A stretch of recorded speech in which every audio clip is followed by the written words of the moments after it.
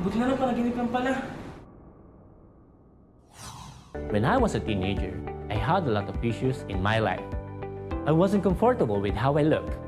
I felt a lot of peer pressure that led me to vices and bad habits. But I surpassed all of these challenges. Are you experiencing these issues too and would like to cope with and overcome them? Then it's time for you to develop something in you. You need to improve, need to change, and that change begins inside you. Hi guys, I'm Teacher Mark, and welcome, dear senior high school learners, to your show, where we will learn to become more aware of who we are and better understand ourselves and the people around us. I will guide you in your journey of personal empowerment to become more positive as a person, to be your best version of yourself every day, and help you raise your confidence, self-motivation, and more. Commit to your vision or plan in achieving your aims and goals in life. Join me in our first episode as we see your limitless potential. Let's rock! This is Personal Development on DepEd TV.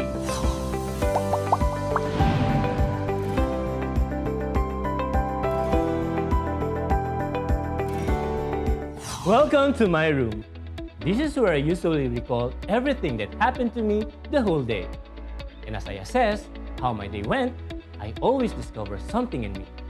New skills, attitude, and even talent. I still have a lot to discover about myself. Today, we will rediscover yourself. We will reflect on how we see ourselves as individuals and understand our character, particularly in your stage as young and late adolescents. But first, let us define personal development. Personal development or self-development is a process of discovering oneself by realizing one's potential and capabilities that are shaped over time, either by studying or formal school or through environmental factors. Start examining yourself, most specifically how you react to things, your beliefs, traits, and values. This is one of the most complicated things to do in this world. Come and take a closer look. I will show you some concepts of understanding oneself from famous men in the past. A Greek philosopher named Socrates once said, "An unexamined life is not worth living. Knowing yourself is the beginning of all wisdom," said Aristotle. Know thyself is an old maxim or aphorism which in time has been used in varied literature and has consequently gained different meanings. One of its meanings is recorded in the Greek Encyclopedia of Knowledge called the Suda. More concepts on understanding oneself from famous wise men. Thomas Hobbes also discussed his own views about the maxim from which he used the phrase, "read thyself," in his famous work, The Leviathan. He stressed that an individual could learn more by studying others and that he or she can do this by engaging himself or herself in the reading of books. However, Hobbes emphasized that a person learns more by studying oneself. Thus, this statement leads us to the realization that knowing oneself is the open door that leads us to knowing others better. Authors of other materials related to this idea believe that know thyself is a moral, epistemological injunction. This suggests that this philosophy is about acquiring the skills of a way of questioning or challenging the person to gain careful understanding of oneself. It is a form of self-concern. René Descartes, the father of modern philosophy, proposed his theory that a person's existence depends on his or her perception. He stated that the mind is the seat of consciousness. This means that it is in the mind that we know everything about ourselves, like our identity, passion, interests, feelings, and/or intellect. Thus, everything that we are comes from the mind. The self-concept theory is one abstract and general idea about himself, particularly toward his unique personality and his perception about his set of values, points of view, and behavior. According to Carl Rogers, a humanist psychologist, there are three different parts of self-concept. Self-image, or how you see yourself. Our self-image is a mixture of different attributes, including our physical characteristics, personality traits, and social roles. It doesn't necessarily coincide with reality. Self-esteem, or how much you value yourself. There are different factors that can influence self-esteem, including how we compare ourselves to others and how others respond to us. And the last part is ideal self, or how you wish you could be. Most of the time, the way we see ourselves and how we would like to see ourselves do not quite match up. Let's continue learning more concepts about understanding oneself. Sigmund Freud, who is a well-known psychologist, neurologist, and the creator of psychoanalysis theory and the father of psychoanalysis, proposed that there are three components of personality within us: the id, ego, and superego that certainly play a vital role of how we think of ourselves. Freud explained that man's personality is driven by the pleasure principle. This means that the nature of id is to satisfy man's desire without thinking much of the situation. This nature is being developed at a young age or present from birth. To illustrate this idea, let us take this as an example.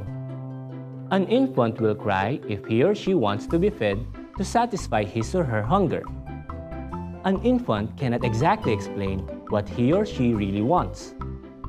Also, infants do grab things and would want to get things on their hands, not minding if they hurt nor if they are important or not. All they want is to get them because they want them. This is the nature of id.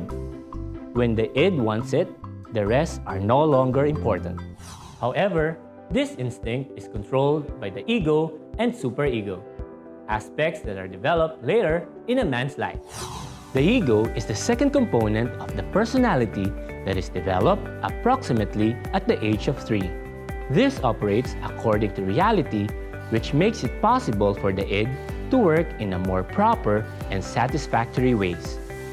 The ego will give a more socially accepted means of getting the desires and wants of a person without getting to hurting others' feelings. In other words, it is the job of the ego to provide a man some guidelines on how to behave accordingly while he fulfills his pleasure. This component of our personality is manifested whenever we try to satisfy our cravings without compromising our self-image to others. Freud believed that the superego is an aspect of man that begins to manifest as a child turns 5. This is the last component of personality, which holds our moral judgments and concept of right and wrong that are believed to be acquired from the family and the environment. This personality is developed as man learns the culture of distinguishing right from wrong, based on the set of guidelines and standards that are known to people, which might have been probably imposed by the people in the community like parents, teachers, elders, or the community as a whole. Therefore, the superego directs a man's life for him to avoid hurting others. Another concept on understanding oneself from an ancient philosopher from the East. According to Lao Tzu, knowing others is intelligence. Knowing yourself is true wisdom. Mastering others is strength. Mastering yourself is true power. After learning the concepts of understanding oneself, it's time for you to understand yourself. How it's like to be an adolescent. Adolescence is the period when a young individual develops from a child into an adult. There are a lot of changes that happen to an adolescent like you, and some of those are how you look, how you take your role in the community, how other people expect you in making decisions on your own, and how you perceive yourself. Although the self is one of the determinants of what we think about ourselves, it is also the result of what we think and or do. Many people believe that we are the product of our own experiences. These experiences shape our unique qualities and habits that define who we are as a person and how we differ from others. Your own qualities that make you unique are characteristics. When you do something repeatedly and regularly, it is a habit. While the skills or knowledge you have gained are called experiences because you have already done them in the past. Now, let us focus on when and how our characteristics, habits, and experiences develop and manifest by identifying some of the factors that may affect a person's self, the foundation of all human behavior. It is our sense of identity and of who we are as an individual. Walang tigil ang takbo ng utak namin.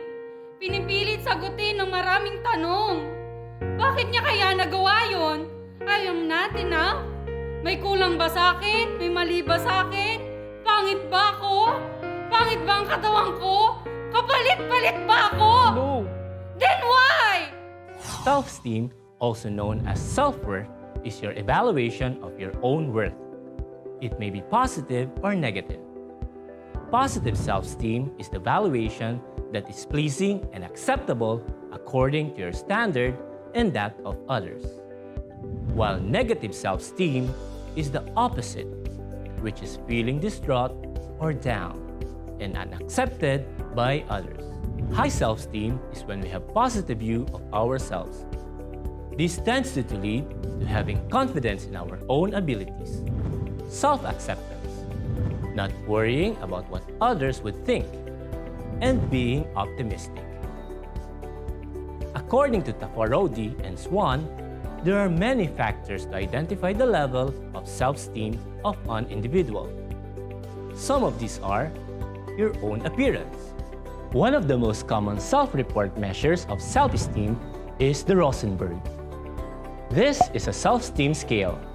Indicated here is a list of statements dealing with your general feelings about yourself. Bring out your pen and paper and let's measure your self-esteem.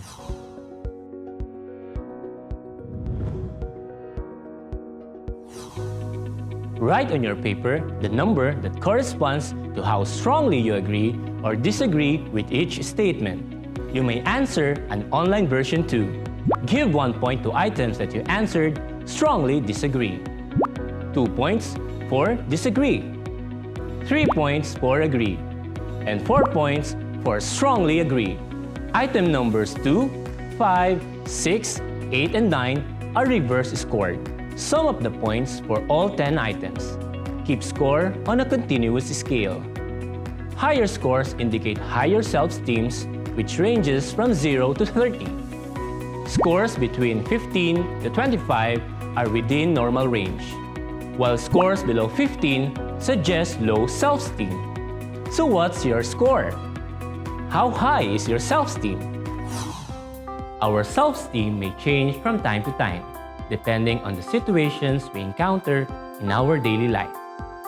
Since it can be a partly trait that someone can possess, it depends on how you perceive the things coming your way. Let's talk about self-efficacy. Self-efficacy is not considered as a trait, according to Stachkovic and Luthans. Self-efficacy does not refer to your abilities, but rather to your beliefs about what you can do with your abilities. It is your will to produce an effect on a specific things. It is your self-belief to effectively achieve your most important goal.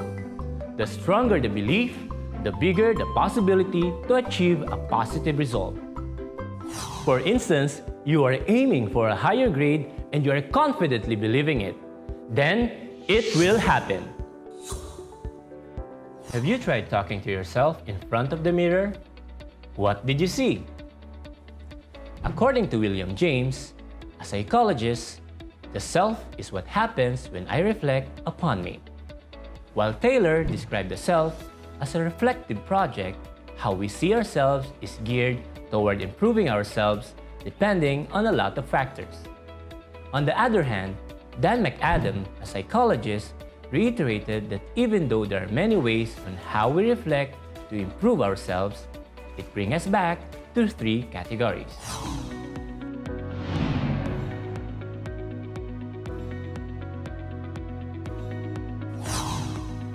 First category is self as social actor. We are portraying different roles and behaving for every type of people in front of us since we all care about what people think about us. It is practically for social acceptance. Second is self as motivated agent. People act based on their purpose. They do things based on their own dreams, desires, and planned goals for the future.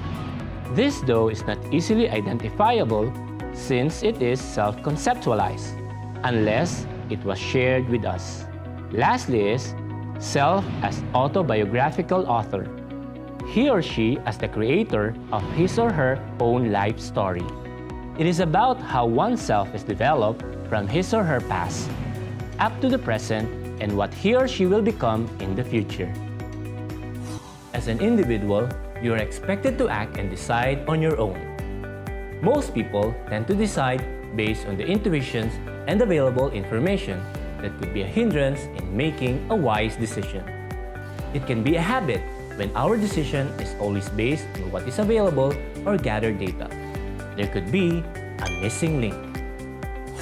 For instance, you applied for different courses in 5 different universities, and you were able to qualify in all. Wow! Now, how will you decide? Bazerman and Moore suggested the 6 steps on how to make a rational decision. Step 1. Define the problem. In your case, select your most desired course. Step 2. Identify the criteria necessary to judge the multiple options, so you have to list things to be considered like location, facilities, prestige, etc. Step 3. Weight and rank the criteria based on its importance to you. Do you consider location or the school more than prestige? Step 4. Generate alternatives. List down all the schools that accepted you. Step 5. Rate each alternative on each criterion. Now, you must rate each school on the criteria you have identified: the location, facilities, prestige, etc.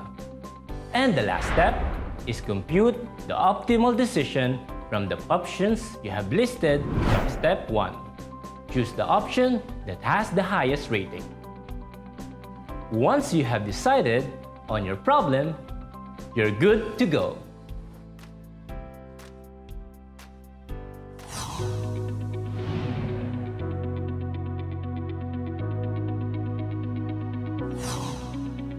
This time, you will have an idea of how well your family members know you by letting each of them write what they think of your strengths and weaknesses are, as well as what they think makes you happy and angry.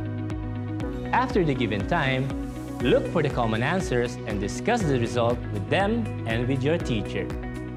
Now that we have learned the concepts of understanding oneself, let's have a review. An unexamined life is not worth living.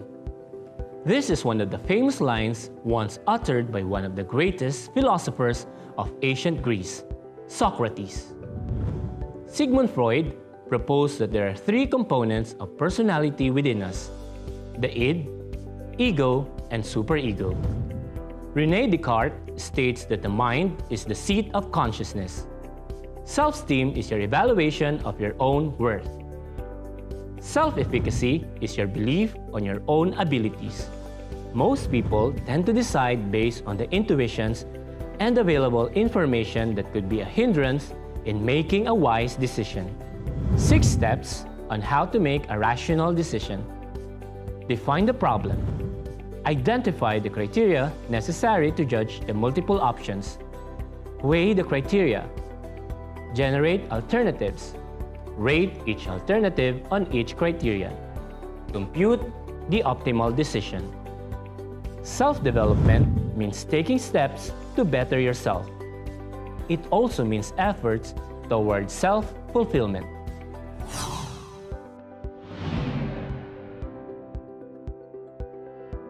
Now that you have a better grasp of yourself, you are to do our last activity, the roadmap. Recall the most important events of your life which you believe have helped you discover yourself more. Complete this roadmap. Personal development is a never-ending chance to improve not only yourself, but also to attract opportunities and affect others. This is from Jim Rohn, one of my favorite motivational speakers, a personal development legend. Before we end our first episode of personal development, I want to share this quote. The major value in life is not what you get. The major value in life is what you become. So, post a picture on your social media accounts and share your unique characteristics, habits, and experiences with your favorite quote. And put hashtag MyPDJourney and DepedTV. This is Teacher Mark. I see greatness in you. Know your worth, make a habit of developing yourself, and be your best version every day. See you on our next episode.